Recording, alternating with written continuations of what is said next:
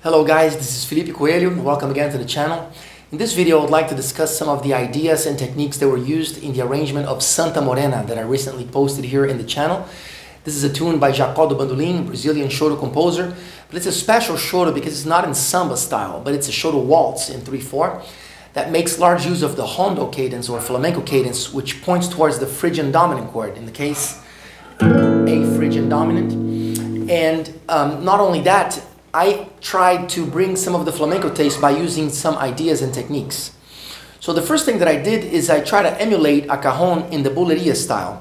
When you study bulería, many people consider it being a 12-beat bar, 12-beat cycle that starts on 12 and has accents on 12, 3, 6, 8, and 10.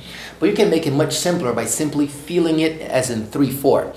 And the way that I did it was like this.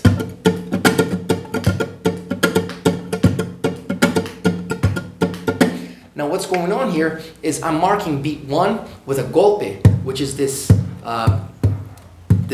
percussive hit right here. And what I'm doing it's a very special flamenco technique that's very practical, very useful, is doing the golpe along with a downward strum with finger 1. So you have this, so it's a movement like this. At the same time, these two fingers go downwards, this finger here goes outwards like that. So you have this kind of a movement. It's like a person walking, you know? So you have this. And then I'm simply doing down, up as eighth notes. 1 and 2 and 3 and 1 and 2 and 3. But on the 1, and then on the next one, I respond with a high downward strum. So I have this a lot like a cajon does. And one more advice is I am focusing more on the upbeats than the downbeats in between. So you have this, you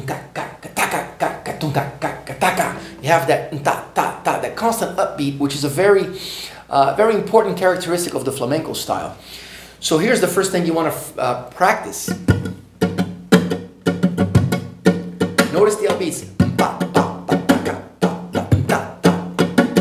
So that was the first thing that I did in the arrangement. And then I would like to go and jump straight to one of the most interesting, most technical sections of the tune, which is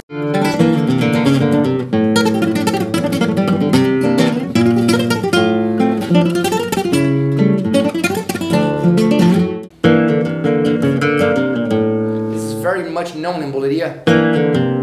So first I'm hitting outwards, I'm hitting all the notes of the chord here. From the third, this is a C dominant, so I'm hitting from the third down. And then there's the alçapua. That's the alçapua. Alçapua is playing the bass and then you strum the higher strings down and up. So you have this movement right here. And then this is a flamenco phrase that goes. This is a crossing of the left hand here. Many classical players might not dig this idea, but this is how the flamencos do it. So you have that leading tone. And then I'm going to use the 3-finger picado here to outline an A7 chord. So what I'm thinking about is starting on the flat 9 and playing a Phrygian scale.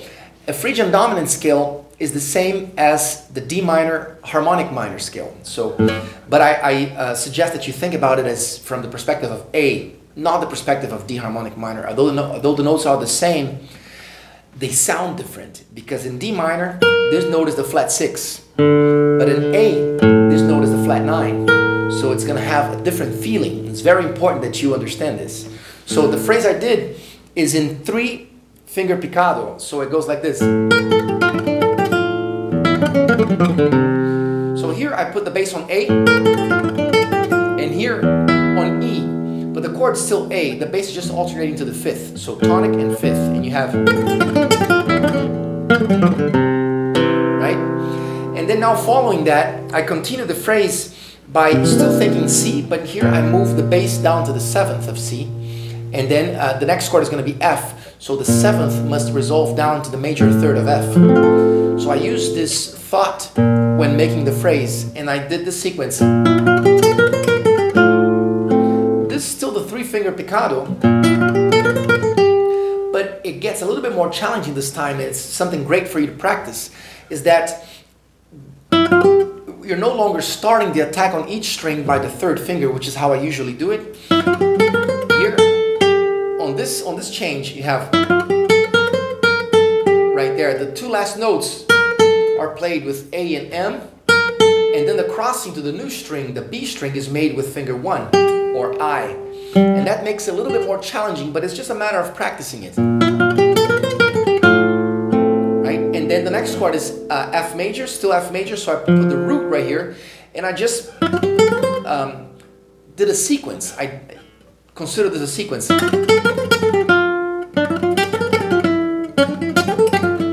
That's all it is. So I have C7, F, F to A7, and then A7